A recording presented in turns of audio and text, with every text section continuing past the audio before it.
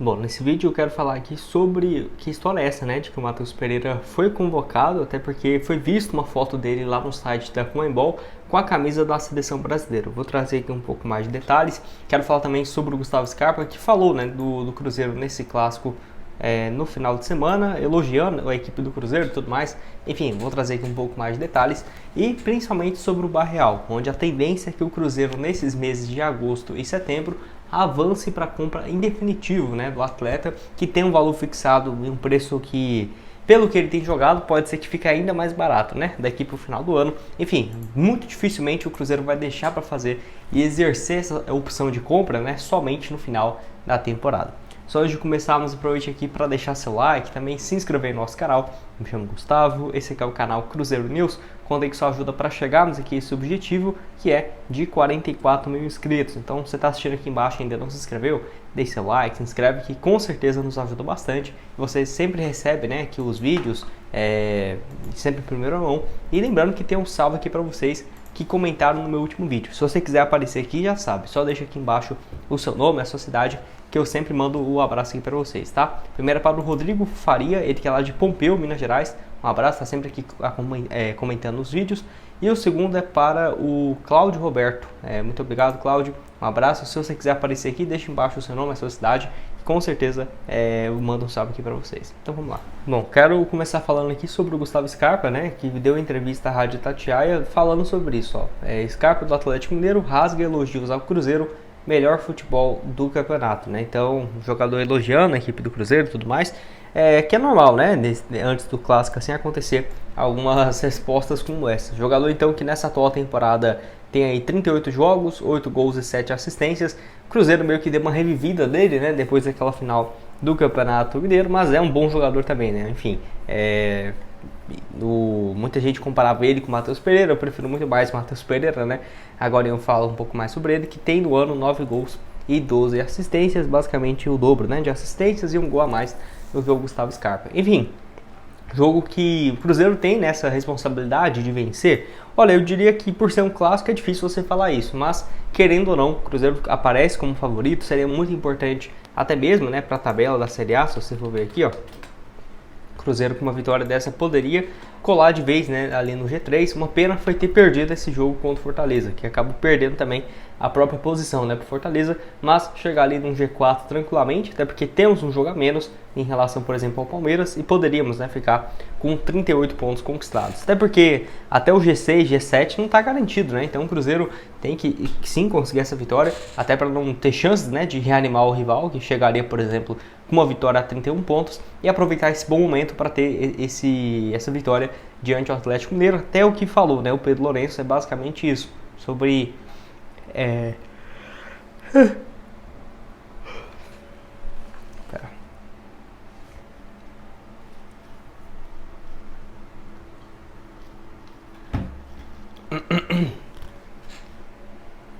sobre essa importância de ter essa vitória diante do rival. Então pode deixar sua opinião aqui embaixo, o que você tem a dizer sobre isso, e essa fala aqui do Gustavo Scarpa, isso foi mais protocolo mesmo do que qualquer outra coisa.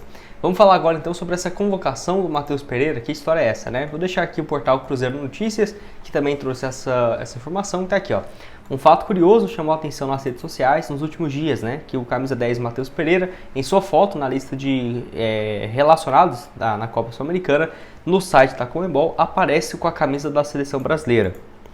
A instituição tratou a situação como um erro no sistema, né? Que estava assim, ó, basicamente. E aqui, ó, no entanto, foi apurado que o Matheus Pereira estava na pré-lista, né, do técnico Dorival Júnior para a disputa da Copa América desse ano. Esse mesmo padrão pode ser observado em outros jogadores que disputaram a competição, como por exemplo o José Cifuentes, né, do Equador, que também estava nessa pré-lista para disputar, e também o caso do atacante Estevão do Palmeiras e do zagueiro Léo Pereira do Flamengo, que eram também alternativas para o técnico Dorival Júnior. Tá aqui, ó. Vale destacar que o Matheus Pereira segue sendo monitorado pela comissão de Dorival Júnior, assim como o lateral direito William, mas esse não estava, né, na pré-lista para disputar a Copa América. Então, achei interessante aqui essa matéria.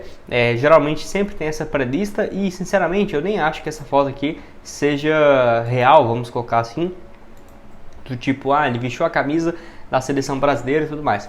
Acho que é só uma montagem mesmo, até para ficar ali já salvo nos bancos da Conmebol, até porque essa foto é igualzinha dele, né, Matheus Pereira aqui, ó, do ano passado, de 2023, quando ele foi anunciado, era a mesma foto do site, né, do Cruzeiro, que é essa foto aqui, ó. Então acho que eles só pegaram e fizeram a edição básica ali mesmo, ó, deixa eu... Aqui, ó, essa aqui. Aí, ó, e fez a edição básica aqui mesmo, e colocou com a camisa da seleção brasileira. Basicamente foi isso, né? Mas ainda assim, notícia interessante. Eu não ficaria surpreso de nenhum dos dois do Cruzeiro, né, serem convocados. Acho, inclusive, que o Matheus Pereira tem espaço, sim. Chega para ser titular da seleção? Não, eu não sou tão hipócrita assim nesse ponto, mas para ser um bom reserva, pode ser sim uma alternativa, né? Parar de ver também só os jogadores que jogam na Premier League, no Campeonato Italiano, que servem para a seleção, ainda mais para jogos contra o Equador, contra a Bolívia.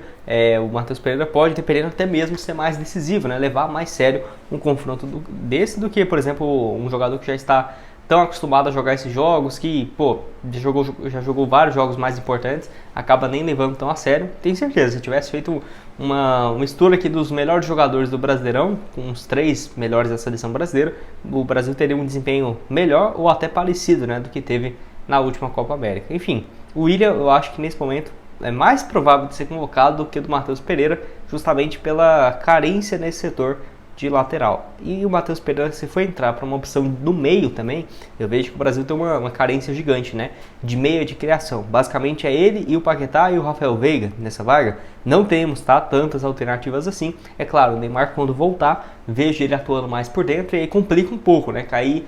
Poderia colocar até mesmo o Paquetá no banco e aí o Matheus Pereira teria menos espaço ainda. Lembrando que ele pode cair também pelas pontas, mas eu acho que na ponta vai ser difícil, né? Com o Savinho, com o Rafinha, eu acho que estão em fases melhores. Fora o Estevão Ilha, né, do Palmeiras, que já é uma realidade, também era do Cruzeiro, enfim.